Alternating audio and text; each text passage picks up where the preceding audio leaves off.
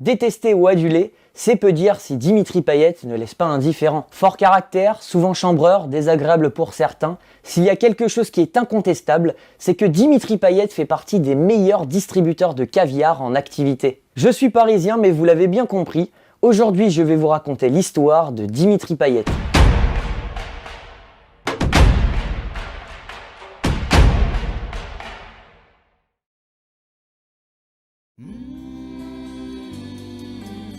Dimitri Payet est né le 29 mars 1987 à Saint-Pierre, sur la côte sud de l'île de la Réunion. Comme O'Haraud, l'Épinay ou Girondin, Payet fait partie des noms de famille les plus répandus sur l'île. Dimitri descend en ligne directe d'Antoine Payet, un soldat français établi en 1674 sur l'île appelée alors île Bourbon. Très tôt, Dimitri Payet développe une passion pour le football, ayant pour modèle Thierry Henry. Dès l'âge de 4 ans, Payet rejoint son premier club de football dans sa ville natale à Saint-Philippe. Mais trop petit, sa mère doit prendre une assurance afin qu'il puisse jouer. Son entraîneur Joseph Klein est encore marqué par son passage. Sur 12 matchs, il avait marqué 29 buts et le deuxième derrière lui dans l'équipe avait 12 buts. Donc il y avait déjà une sacrée différence entre Dimitri et les autres. Il a participé à beaucoup de déplacements avec les Benjamins de Saint-Pierroise au Havre et dans des tournois, etc. Donc ils l'ont repéré, puis ça s'est fait automatiquement par la suite. Il rejoint le centre de formation du Havre alors qu'il n'a que 12 ans, mais est contraint de retourner sur son île natale 4 années plus tard en 2003, à la suite de cet essai infructueux. Il fait ses débuts en première division réunionnaise avec l'AS Excelsior en mars 2004 contre l'AS Marsouin. Il sera l'une des révélations en championnat et aura disputé en tout près de 25 matchs sur 26 possibles et inscrit 11 buts. Cette même année avant son départ pour Nantes, il remporte la Coupe de la Réunion avec les Tangos en battant en finale l'US Stade Tamponnaise. Repéré par le FC Nantes, Payet revient en métropole lors de la saison 2004-2005 où il signe un contrat de stagiaire d'une durée de 6 mois. Il intègre d'abord le centre de formation en CFA et passe son BEP de vente, mais là encore, ce n'est pas encore au point. Je peux vous aider? Ah oui, je cherchais un cuir, mais franchement, j'ai vraiment aucune idée. On va dans ce modèle-là. Ou dans ce style-là aussi, mais plutôt dans cette colorie avec un jean. Le noir, ça va avec tout, donc... Au lavage, ça va, c'est... Non, lavage, c'est Entretenir, c'est comment? Au niveau de l'entretien, je pense que ça doit être... comme c'est du cuir, ça doit pas être compliqué, mais bon... Ses efforts sont récompensés la saison suivante, lorsque Serge Le Disait le convoque pour un match avec l'équipe première. Je vais te prendre dans le groupe pour Bordeaux. Je vais te prendre dans le groupe pour Bordeaux. Sur le coup, c'est vrai que je réagis pas, mais c'est pas vrai, à l'intérieur, ça flambe.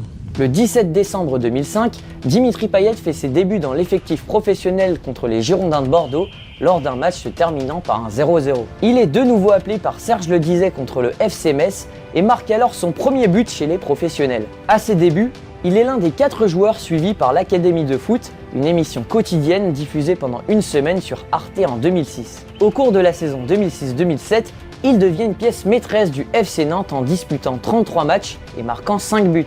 Il signe un contrat professionnel lors de cette saison.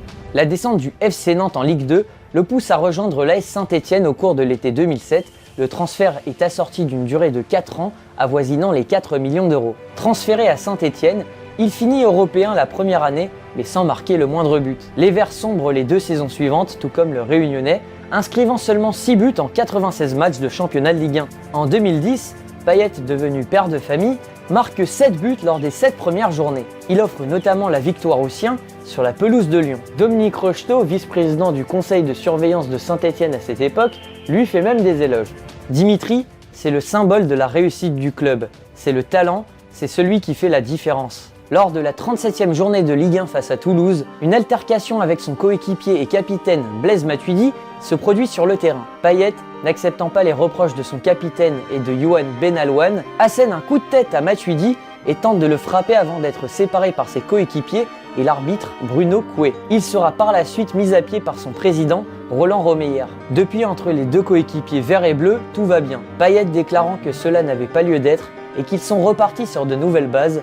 Matuidi, lui, met ça sur le compte d'un manque de maturité. Par la suite, la situation avec son club se tend, jusqu'à même aller au clash. Payet annonce en 2011 sur le journal L'Équipe son désir de rejoindre le Paris Saint-Germain. Saint-Étienne refuse de le laisser partir et repousse des offres de Chelsea et de Paris. Après ce transfert avorté, Payet connaît un grand passage à vide, où il perd d'ailleurs sa place de titulaire au profit d'Alejandro Alonso, la recrue hivernale. Ce n'est que 5 mois après son dernier but, contre l'OGC Nice, que Payet inscrit son 9e but de la saison d'une frappe de 25 mètres face au Stade brestois. Il finit tout de même la saison sur un total de 13 buts pour sa dernière année à Saint-Étienne.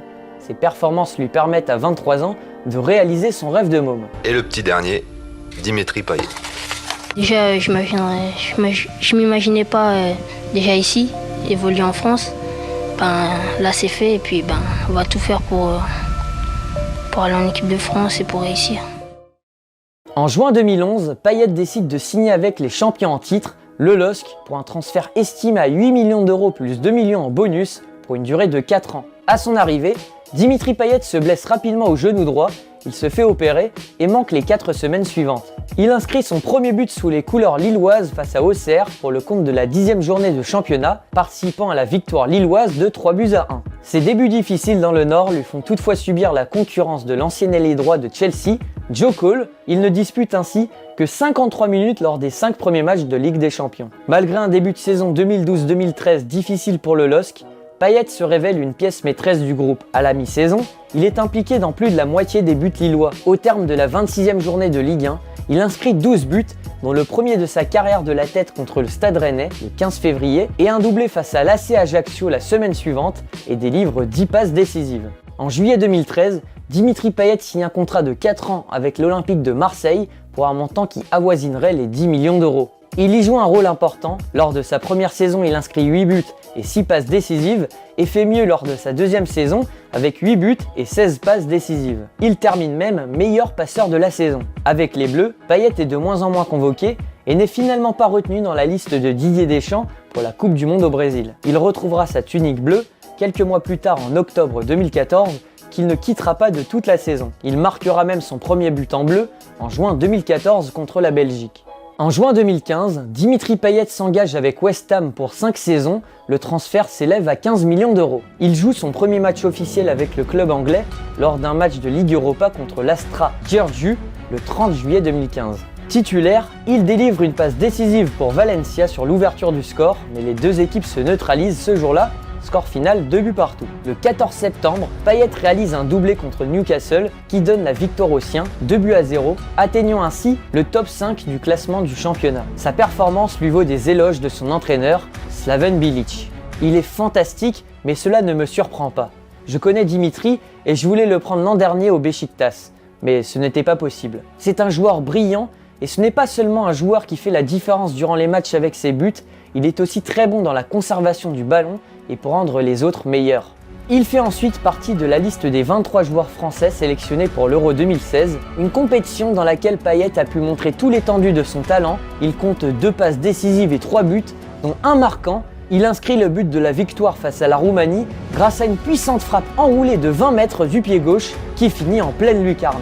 Un but d'anthologie selon la plupart des observateurs. La France se fera éliminer en finale par le Portugal. Il fait partie de l'équipe type de l'Euro 2016, de BPL, et est classé à la 17e place pour le Ballon d'Or. Courtisé par de grands clubs européens, Payet décide de privilégier sa famille et décide de rentrer en France. En janvier 2017, l'Olympique de Marseille avec le Champions Project fait revenir Dimitri Payet dans son club pour une durée de 4 ans et demi avec un montant estimé à 30 millions d'euros. Ces 6 premiers mois après son retour, il inscrit 6 buts et 9 passes décisives. La saison suivante, Dimitri Payet est promu capitaine après le départ de Bafétimbi Gomis. Malgré un début compliqué, il retrouve peu à peu le niveau qui était le sien en Angleterre. Il va jouer un rôle essentiel dans le parcours européen des Phocéens en C3. Il délivre une passe décisive en quart de finale face à Leipzig avant de marquer un but de l'extérieur du pied qui aide son équipe à s'imposer 5-2 et à se qualifier pour les demi-finales. Payet se montre une nouvelle fois décisif en délivrant une passe pour Rolando lors de la demi-finale contre Salzbourg.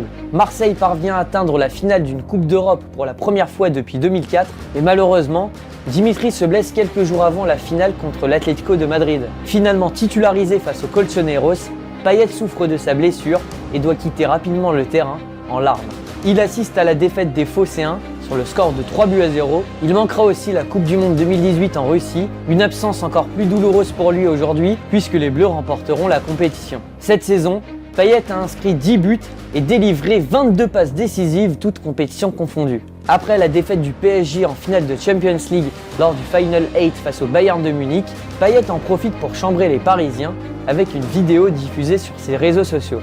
La crispation augmente du côté parisien et donne à cet événement une plus grosse attente. L'OM remportera finalement le Classico sur le score de 1-0 et brisera sa série de 20 matchs sans victoire face au club de la capitale. Mais la saison 2020-2021 est compliquée pour Payet, il prend des kilos et n'est pas au meilleur de sa forme. L'arrivée de Georges Sampaoli aux commandes va donner un petit coup de fouet à Dimitri Payet qui va perdre jusqu'à 7 kilos. Il commence peu à peu à être de plus en plus performant, à l'exemple de son match contre Lorient où il inscrit un but et offre une passe décisive à Paul Lirola pour une victoire de 3-2 à domicile. Lors de l'avant-dernière journée de Ligue 1, l'OM se qualifie pour l'Europa League en finissant à la 5e place. Alors que l'OM change littéralement son effectif avec les arrivées de Gerson, d'Under, de Guendouzi, de Saliba, de Konrad de la Fuente et d'autres, Payet reste un des cadres de l'effectif. Il inscrit 4 buts en 5 matchs amicaux. En août 2021, Dimitri Payet annonce que son objectif est de vite atteindre les 100 buts et 100 passes décisives en Ligue 1. Il démarre d'ailleurs la saison en inscrivant 2 buts contre Montpellier, portant son total à 89 buts depuis le début de sa carrière en Ligue 1. Le 22 août 2021, l'OM se déplace à Nice pour la 3e journée de Ligue 1. Mais à la 75e minute de jeu, Payet reçoit une bouteille d'eau qu'il atteint au dos venant des Ultras Sud de l'OGC Nice. Le joueur s'effondre sur la pelouse mais continue de recevoir des bouteilles. Il se relève et rejette une des bouteilles au public niçois, ce qui provoque une bagarre générale entre des joueurs de Nice, de Marseille et les supporters ultras. Le match est interrompu.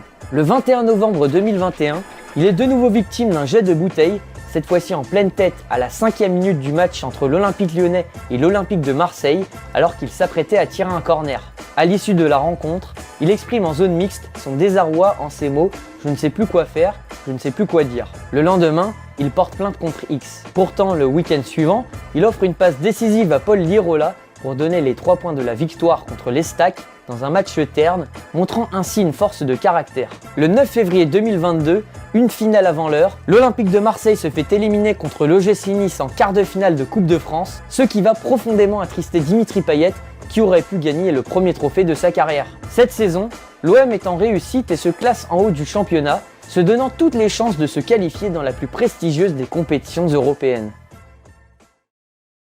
Enfin voilà, j'espère que cette vidéo vous aura plu. Si cette vidéo t'a plu, n'hésite pas à mettre un petit like, de partager la vidéo, de mettre en commentaire tes conseils ou tes insultes. N'hésite pas aussi à me donner le nom de ton joueur préféré dans les commentaires. Peut-être que je ferai une vidéo dessus. C'était Rémi